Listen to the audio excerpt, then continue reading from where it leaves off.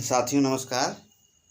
जैसा कि इसके हम जो है आप लोगों का प्रकाश पढ़ा रहे थे। का प्रकाश में हम आप लोगों को पढ़ा रहे थे पहली कारिका। उसमें था कि नियतकृत नियम रहिताम हार्दिक मयीम परतंत्राम नवरस रुचिराम निर्मितम आधत्ति भारतीय कवि जयति। तो इसमें जो है बताए थे एक नियतिकृत नियम रहिताम। कहने मतलब ये है कि एक सृष्टि जो है मतलब कि प्रकृति की है, नियतिकृत जो कि प्रकृति की बनाई हुई सृष्टि है, तो वो परतंत्र है। नियत नियत रहिताम ये परतंत्र है। लेकिन जो कवि की सृष्टि है नवरस रुचिराम निर्मितम आधत्ति भारतीय कवि जयति। तो ये जो कवि की सृष्टि है नियतकृत नियम रहिताम ह्रादैक मयीम अन्य परतंत्राम। तो ये जो कवि वाली सृष्टि है ये जो है स्वतंत्र है, मतलब परतंत्र नहीं है। और ये जो नियतिकृत मतलब परमात्मा की जो सृष्टि है, जो ब्रह्मा की बनाई हुई सृष्टि है, जो प्रकृति है, ये इसमें जो है आदमी स्वतंत्र नहीं है, उसमें परतंत्र है, अधीन है। लेकिन जो कवि की सृष्टि है भाई, जिस कोई कवि है, कोई कविता रच रहा है, चाहे राम पे कविता लिखे, चाहे श्याम पे लिखे, चाहे जिस पे लिखे, चाहे जो है जैसे कालिदास हैं मेघदूत लिख रहे हैं, तो मान लीजिए कोई समय है, जैसे समय ठंडी वाला है, शीतकालीन समय चल रहा है, तो एक कवि जो होता है वो ठंडक के समय में भी गर्मी वाला जो माहौल क्रिएट करके, माहौल बना करके वो कविता रच सकता है। वो स्वतंत्र है, परतंत्र नहीं है, ये भाव है। तो मेरे प्यारे साथी, बस इतना इसमें कहना है कि नियत का नियम लागू होता, नियम रहित। अच्छा, कविता लिख रहे हैं, प्रकृति का नियम, प्रकृति की सृष्टि जो है 6 रसों से युक्त है। लेकिन जो ये इनकी है कबीर जयति वाली, जो कवि वाली है, ये 9 रसों से युक्त है। तो 9 रस रुचिराम है। तो मेरे साथ प्रिय साथी ये हो चुका था। तो इसमें एक चीज़ और है, काव्य का जब विभाजन करेंगे हम, काव्य जो है कितने प्रकार के होते हैं, तो काव्य 3 प्रकार के होंगे, उत्तम काव्य, मध्यम काव्य और अधम काव्य। और वैसे भी इसका हो गया कारिका, वृत्ति और उदाहरण। पूरे काव्य प्रकाश में 142 कारिका है और ऐसे है, वृत्ति भी कुछ है और उसके उदाहरण भी कुछ दिए गए हैं। तो इसमें ये बताए हैं कि काव्य जो है कितने प्रकार के होते हैं। तो इसमें बताया है काव्य जो है 3 प्रकार का होता है। काव्य जो है,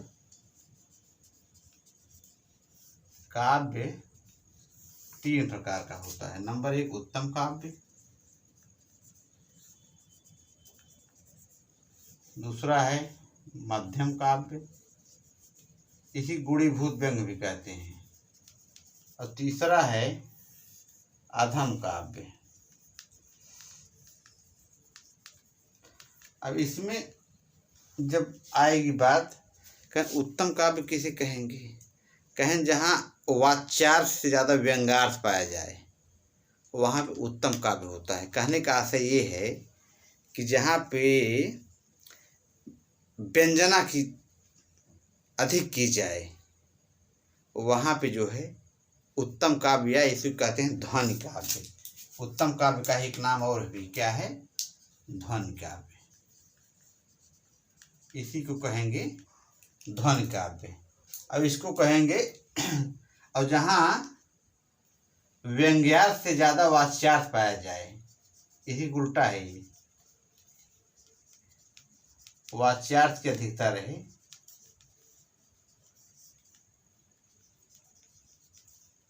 रहे, वहां पे क्या होगा, मध्यम काव्य। और गुणीभूत में क्या होता है कि ये शब्द चित्र या अर्थ चित्र, इसी को कहते हैं अधम काव्य, जिसमें व्यंग होता ही नहीं है।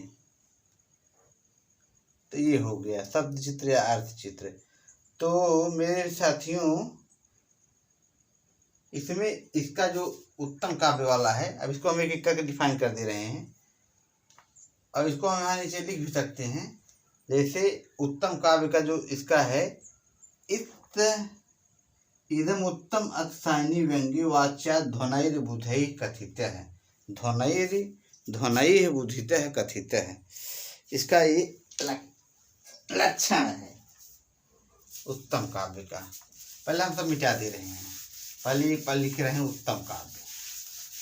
उत्तम काव्य हो गया, तो इसका ये होगा कि इदमुत्तम अतिशायिनी व्यंग्य, इदम उत्तम, तो हो जाएगा इदमुत्त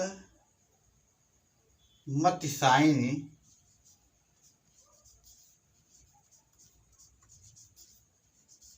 व्यंग्य वाच्याद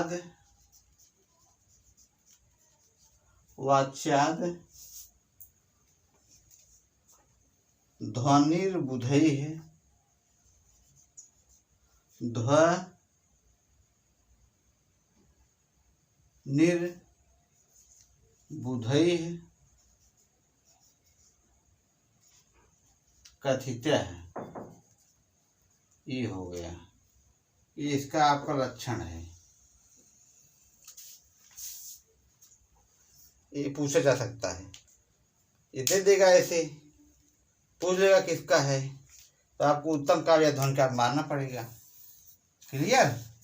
एकदम उत्तम अतिशायिनी व्यंग्य वाच्या ध्वनैर्बुधैः कथितः है, या इस तरह दे देगा ध्वनैर्बुधैः से कथितः है, ये किससे संबंधित है, उत्तम काव्य या ध्वन काव्य से। क्लियर? और दूसरा है मध्यम काव्य। दूसरा क्या है, मध्यम काव्य। तो यहाँ हम दूसरा लिख दे रहे हैं मध्यम काव्य। मध्यम काव्य का क्या है, मध्यम काव्य का है गुणीभूत व्यंग्यम व्यंग्ये तु मध्यमम। गुणीभूत व्यंग्यम,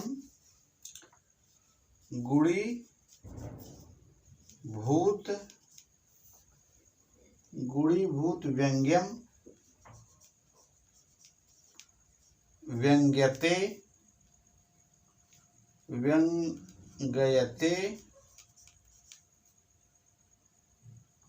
तु मध्यमम।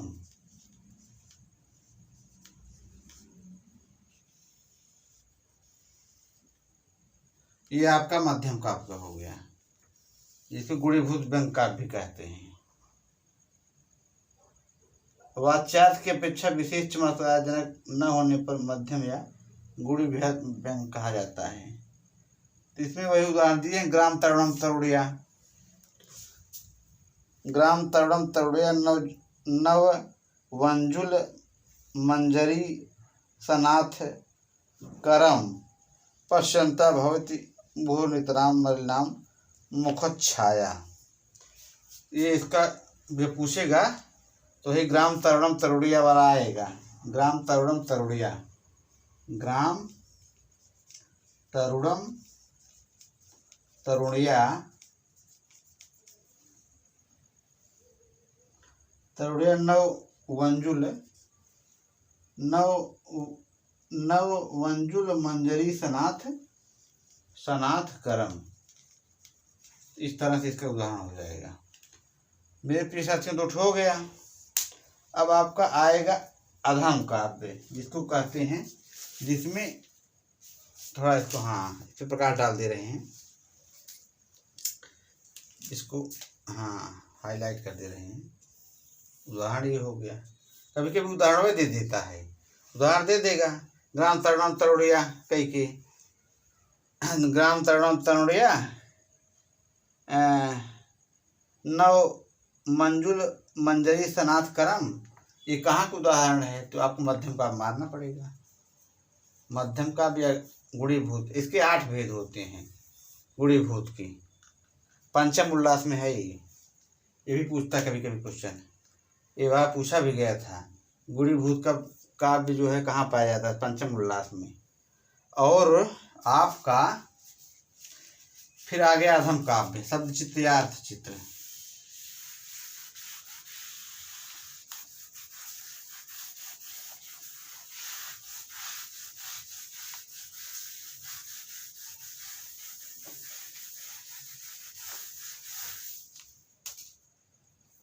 अधम काव्य,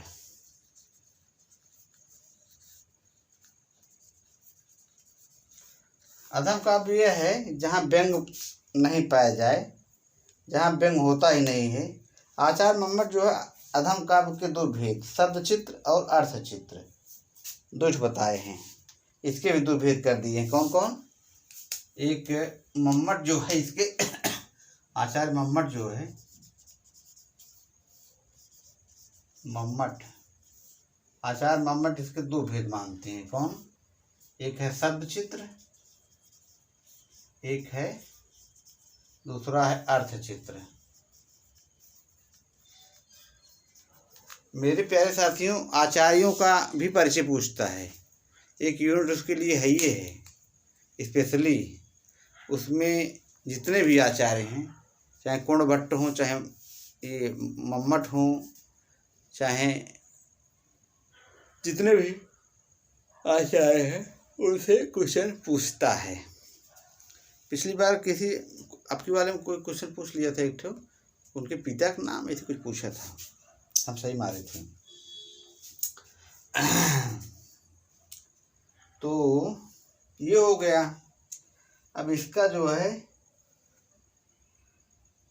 एक उदाहरण शब्द चित्र का दिए हैं, एक उदाहरण अर्थ चित्र का दिए हैं। तो शब्द चित्र वाला लिख दे रहे हैं ही, अर्थ चित्र वाला इधर लिख देंगे। ये शब्द चित्र वाला है। मान लीजिए उदाहरण पूछ लीजिए, कहाँ का उदाहरण है तब? स्वच्छंदोच्छल, स्वच्छंदोच्छल, स्वच्छंदोच्छल,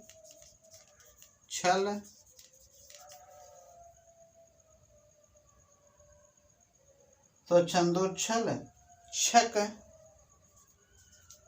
छक, छ कुहर, कुहर, छातटे, छाते, छाते, तराम्बुछटा।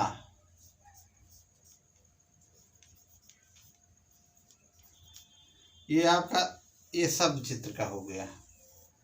ये पूछ देगा ना, अगर इस तरह का लाइन बनाया और पूछ लिया कि किस काव्य का है, तो अधम काव्य में शब्द चित्र। उदाहरण याद कर लीजिए, ये प्रवक्ता पूछा भी है क्वेश्चन। ये प्रवक्ता की किताब है, का प्रकाश उधर चली गई, कहाँ? उधर है। ये प्रवक्ता की किताब बता रहे हैं आप लोगों को, प्रवक्ता की किताब है। संस्कृत व्याख्यास्यामि, उत्तर प्रदेश माध्यमिक शिक्षा सेवा चयन बोर्ड। तो ये हो गया। और अर्थ चित्र वाला है विनिर्गतम, अर्थ चित्र वाला इधर लिख दे रहे हैं, विनिर्गतम, विनिर्गतम,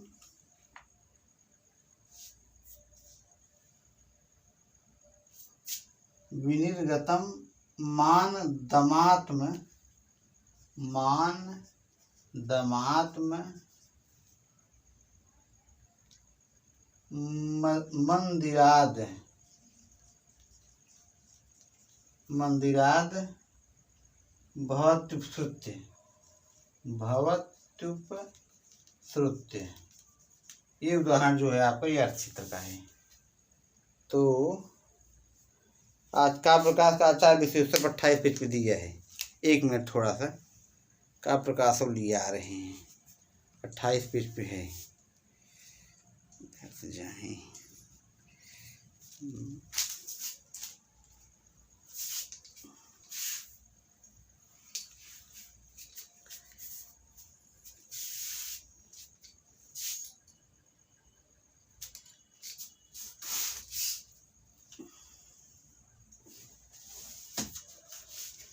काव्य प्रकाश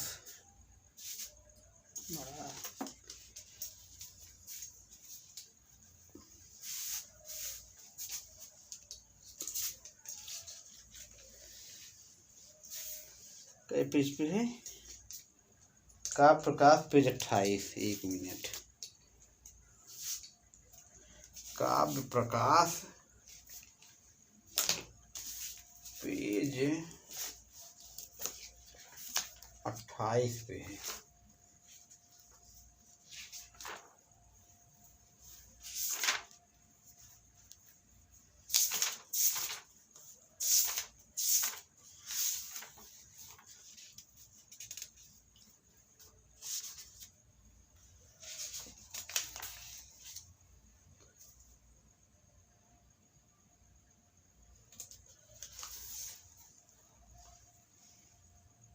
पेज 28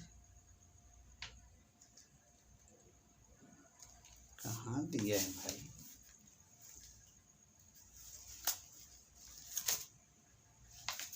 विशेषक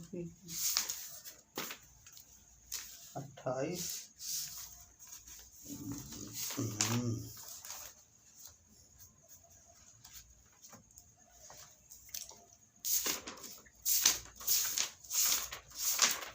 अच्छा ये दिया है, ये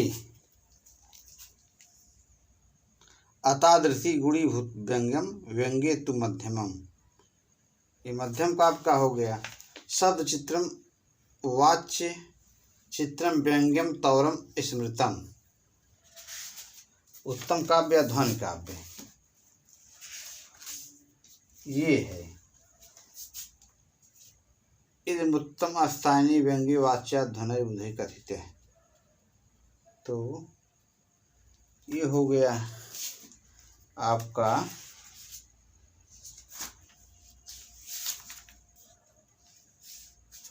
उत्तम काव्य, ध्वनि काव्य, अधम काव्य।